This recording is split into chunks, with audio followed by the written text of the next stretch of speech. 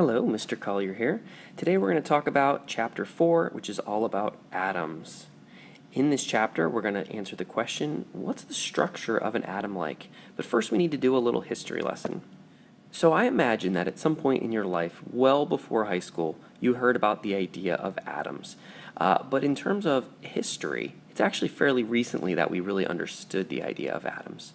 As far back as 400 BC, the ancient Greeks started discussing and thinking about what matter might be made of, and Democritus was the first person to put forth the idea that matter is made of something that is indivisible. He called these atoms, which comes from a Greek word, atomos, which means indivisible.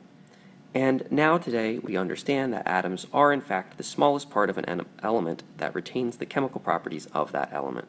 Now if we flash forward a long time, that idea didn't really gain evidence until we developed better balances in the 1700s, which allowed us to study chemical reactions quantitatively. Using these better balances, Antoine Lavoisier came up with the law of conservation of matter. By very carefully weighing chemical reactions in closed systems, he realized that matter was not created or destroyed during chemical reactions. He's known as the father of modern chemistry. He did a lot more, but in the interest of time, we'll leave it there. The next scientist that used better balances to determine a lot about chemistry was Joseph Proust. He came up with the law of constant composition, which is also called the law of definite proportions. And this law states that compounds always have the same elements in the same proportion by mass.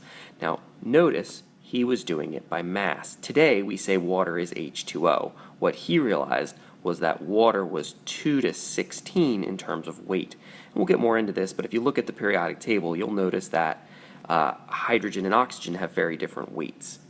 The next scientist I want to talk about is John Dalton, and we're still in the 1700s.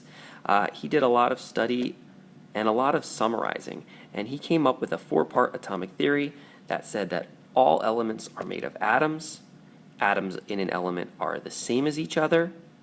They're not created or destroyed in chemical reactions, but rearranged, and compounds have definite proportions of elements. His idea was that atoms looked like little billiard balls.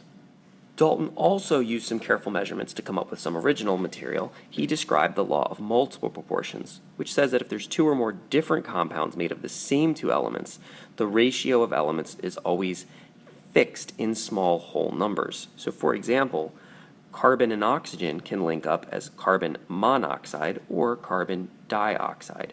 Multiple compounds, multiple proportions, but always whole number ratios. So I want to give you an example of how you might determine this and what the math looks like.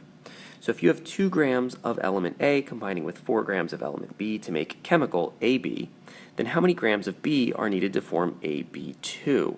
So the idea here is that the difference between AB and AB2 is that AB2 has twice as much B. This is the law of multiple proportions, that you can have them link up in different amounts, but they're always whole number ratios. So if we need twice as much B, we're going to need 8 grams of B.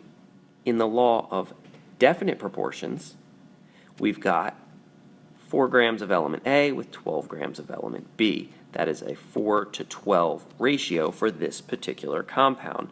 So in other words, we need 3 times as much B as we need A.